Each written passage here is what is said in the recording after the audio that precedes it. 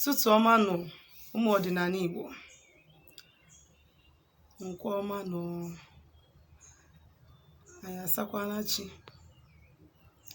Asị m ka chi tata bụ nkwa kwọtara anyị ndụ, kwọtara anyị udo, kwọtara anyị ọganiru. Nkwa wetara anyị ife anyị eri ma wepụ nke eri anyị. Anyị si na anyị ejeela obodo n'ala obodo, si na anyị adị ka echi maka na echi adị agwụ agwụ.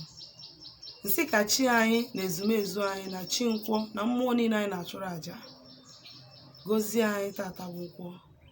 A sị m na ụgbọ anyị ji wee pụta adị mma, mana ka anyị eji webata aka ya mma. A sịkwana ma ọ bịara egbu anyị gbuo onwe ya. Onye cheela anyị njọ ya na njọ mebe. Onye si na akwa ya acha na mpama ya aba na nke ya. Si na onye gwọọla anyị ọgwụ ya saa n'ọnụ ụsacha ya nwụrụ. Otu anyị sikwa ya ka ọ ga-esi dị tata bụ nkwọ dị na eke, dị n'orie, dị n'afọ, dị n'afịa na n'ụbọchị na-anọ ise. Aka m bụkwa onye nke gị, Nwaada Agbara Ụma Ụzọ Mmiri. Chetakwa na abụ m onye mgbasa ozi ọma ọdịnala Igbo, bụrụkwa dibịa Igbo. Anyị na-agba afa miri emi, na-alụkwa ọrụ mmụọ dị iche iche, na-enyere ụmụ Igbo aka ịna-achịta n'ọdịnala, maka ọdịnala bụ ụzọ ndụ, bụrụ ụzọ eziokwu. Na-agbara ụmụ Igbo ama, ịkọwatara ụmụ Igbo n'eziokwu eziokwu na ọdịnala bụ ụzọ eziokwu, bụrụ ụzọ ndụ. Tata isiokwu nji maka ya wee bịa bụ maka complain to deity, that is reporting to deity. That is mmadụ ịkpọ mmadụ na-alụsị. Ịma na mgbe ụfọdụ na ọtụtụ ndị mmadụ na-abụ ha fụ onye ji ekpọ mmadụ na-alụsị, ọkachasị ndị ụka, asị na onye ahụ bụ ajọ mmadụ, ọ chọrọ ka e gbuo ya, ọ chọrọ ka ọ nwụọ, which means na ha ma na ike dị na-alụsị. Ana m agwa unu si unu na mkpọbiri alụsị bụ alụsị, mana ịkpọruo ya n'isi bụ arụkwụsị. Onye nwa bụ ihe ọ pụtara. Alụsị na ọnọdụ polisi. Ndị oyibo si na police is your friend, arụsị is your friend and also your enemy.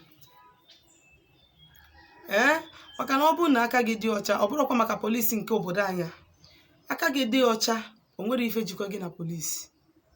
Mana ọ bụrụ na aka gị adịrị ọcha, polisi abịa kpụrụ gị, ije gị na ha kọba ya. Inwe onye ya ebe eli gị, ebe elie gị. Inwere onye ga-ebe eli ga-achaji ya gị to court, ịga court, ịga prison. O nwere ike agbagbuo gị. Onye nwa bụ ihe alụsị n'ọkịa. Onye ya kpatara ndị ajọ mmadụ dị n'obodo anyị ji wee na-eme gịnị, na-afaiti ime gịnị, na emere abolish deities niile anyị nwere, so that they will stop fighting them. Ị na-anya, ọ bụrụ na mmadụ mejọọ gị and ị chọrọ iji complain to deity, o nwere things ị eme gịnị, ị ya consider first. Ihe ahụ onye ahụ melụ gị, o nwetugo onye imeli ya na mbụ. Number one. Ọ bụrụ na o nwego onye imeli ihe ahụ na mbụ, ijiri ọfọ ije tụọ onye ahụ na alụsị, alụsị ya edilukwa wit onye ahụ, mana o ya eme gị na o ya return back to you, pịawa gị azụ. For instance, na-ekwu na-atụ inu okwu ya bụ ichefu ihe nkụzi, jiri maka atụ mmadụ wee mee gịnị, wee cheta ya. Ọ bụrụ na mmadụ ijide mmadụ na nwunye gị, andị ma na ije kunube nwunye mmadụ na ndụ gị, jee tụọ onye ahụ na alụsị na o mere nsọ ana.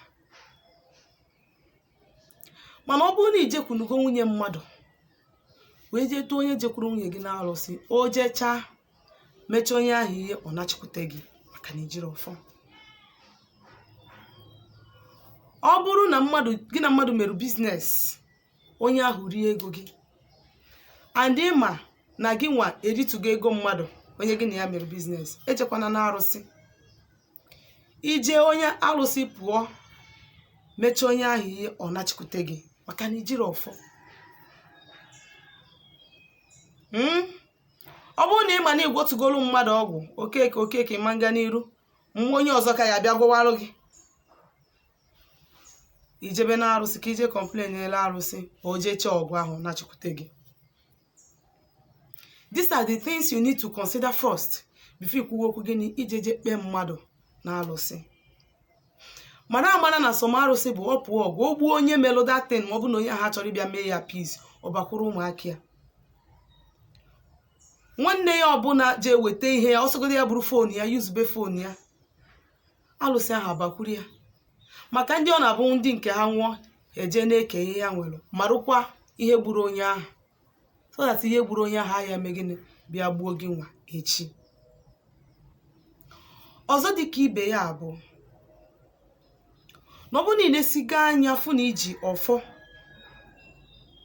na onwero ebe isi wee mejogo mmụọ ụmụ mmadụ n'ife gbasara ife onye anwa merụ gị, biko ejena je gwowa ọgwụ n'ihe onye a merụ m ka m jee gwo ọgwụ ka m gbuo ya.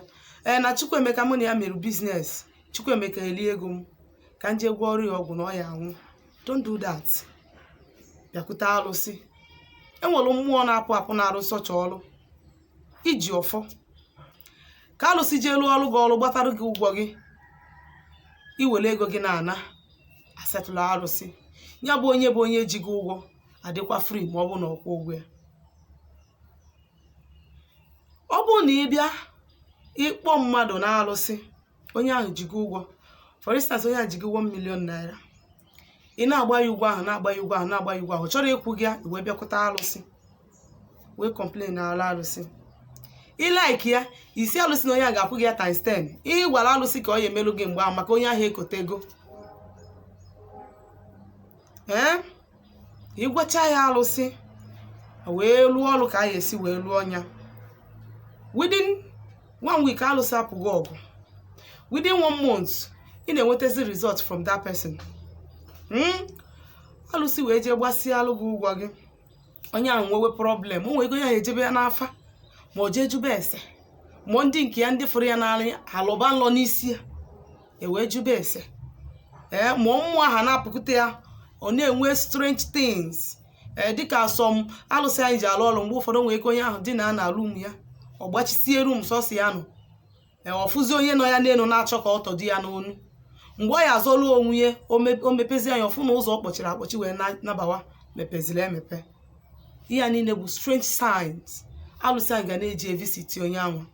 O nwere ike izu ya n'ụzọ si anyị chọrọ ịkwụ ụgwọ iji ọ ga na-atọmenti ya ọ bịa ọgbachigodo ụzọ o si enweta ego first before visit be ya 1-on-1. Ọ bụ na ọ na-eme onye ahụ ihe dị otu a onye ahụ wee bịakwute wee chọpụta na ụgwọ ahụ o ji gị ma ọ nọ ihe ahụ o mere gị wee bịakwute gị for settlement, biko ihe ị ga-agba mbọ mee bụ don't ever collect 1 naira from that person. Ị nata onye ahụ 1 naira si ya na nsogbu adịrọ ngwa mechaa ya je weta nke fọrọ, ma ị nata onye ahụ ego just na ụdị na after all nọ ego gị alụsị achụba gị ka afọ ịbụ echi esi na agbara ọmasị gị ji tụọ mmadụ na-arụsị. Ị na-akpụkọ mmadụ na-arụsị mara the do's and don'ts. You understand? Na ọ bụ na ịkpọ onye ahụ na-arụsị mmụọ wee pụọ wee jee pịawabe ya azụ onye ahụ bịakwute gị isi ya oke ọ ebe njelum ihe ka ihe so m je ka anyị je meghasịa ya. Ọ bụ na ikwelu alụsị ahụ nkwụ ebini ma nkwụ efi na ọ gbatalụ gị ego ahụ depending on the amount of money. Ikwe ya nkwụ ọkụkọ, ikwe ya nkwụ ewu depending on the amount of money. Ọlụsị anya bụ ọlụ na mbọsị aha ya akwụ gị ụgwọ ahụ na onye ahụ ji gị ụgwọ ya provide those things, not you. Ihe si n'ego ahụ ọ na-enye gị wee je provide those materials onye nwa o provide zie ya wee gosielu ya ọfọ azụọ ya arụ ebe anwa ọ dịzie free naba gị wee were ego gị dị free naba, gị wee were ana gị oji dị free naba, iwelu property gị oji dịrị free naba. Mana ọ bụrụ na isi ka ị bịa nata onye ahụ chefuzie na o nwere alụsị gị na ya ji okwu malụkwa na ihe abụọ ọdịnala ka anyị na-eme na ọ bụrụkwa ihe ụka ka anyị na-eme. Ihe abụrụkwa Azaya 51 ma Psalm 51 igwu ọnya enwuru. So na ka alụsị na-agbalụ gị ụgwọ your own is to make sure na nkwa ekwere alụsị na-efufil ya iwe mee gịnị n'ilu alụsị ahụ ta isi bịakwute nọkwa n'ilu ya si ya na onye gokwa gị ego ahụ ya hapụwazie ya onye ahụ adị free naba so that ka hapụ ime gịnị ije were isi gị koria na ọ bụ na ịdị redi na ị na-akpọ mmadụ na-arụsị ikpe onye anwa na-arụsị ogbubie, ọ bụ na onye ahụ nchibe ntị ogbubie ya kata obi gbachi ya nkịtị ya nwụrụ, ogbusia ya ogbuo famili ya, kata obi gbachi ya nkịtị ha nwụrụ, onye isi kote bụ gbawa ya anya. Mana ọ bụ na isi he ị na-eje chọọchị, ị na-eme nke a na iwe ọ kpasịrị gị, mana afọ ị na-afọ ọ na-ata ka ịgbaghalụzie ịgbaghalụ ya gị kori ya, nwunye ga-ekori ya, ụmụ ga-ekori ya, famili ga-ekori ya, onye nke gị ọbụla yuziri any of your belongings ma nwụọ okori ya. Fenji akụ ya bụ ka ị malụ usoro eji akpọ mmadụ na mmụọ na arụsị. Mana ọ bụ na ị bụ nwoke na-awa ọchị ma na ị bụ nwaanyị na-awa ọchị mụ, a na-akpagbu gị na-anapụ gị nke gị, gị na ndị mmadụ mee biznes eri ego ga-ada ya enye gị ya, bịa ka mmụọ pụọlụ gị ije, bịa pịawa ha azụ nata gị nke gị, nata gị oke gị. By the time you eme ya 1 2 3 people ahapụ gị aka, nyaba alụ ha na-eme akwụsị. Aka m bụkwa onye nke gị, Nwaada Agbara Ọma Ụzọ Mmiri. Chetakwa na abụ m onye mgbasa ozi ọma ọdịnala Igbo, bụrụkwa dibịa Igbo. Ka m si kwuo na mbụ na my own mission bụ ime gịnị ka ụmụ Igbo nata n'ọdịnala. Onye a mere m nwa ji wee bịa at this my age bịa gịnị bịa mewe dibịa. Ọ bụrụ na nwa marụ na chọọchị na a na-akpọ suit bịa mewe dibịa tụwa nzụ tụba edo, maka na ama m n'ọdịnala bụ ụzọ ndụ bụrụ ụzọ eziokwu. Achọrọ m ka ụmụ Igbo niile nachite azụ n'ọdịnala Igbo, soro ụzọ ndị nna nna anyị ha bụ ụzọ eziokwu na ụzọ ndụ. Ọ bụ na o nwere ife nkụzi taata ị na-aghọtara ma ihe ndị na-akụzi na mbụ ma ihe ọbụla gbasara ọdịnala Igbo ị chọrọ ịjụ ajụjụ ma ị chọrọ ka agbaalụ gị afa ma ọlụ ọlụ gị ọlụ mmụọ, biko deedu m meseji na my WhatsApp nọmba na 070-373-11663. Ngwa ka emesịanụ.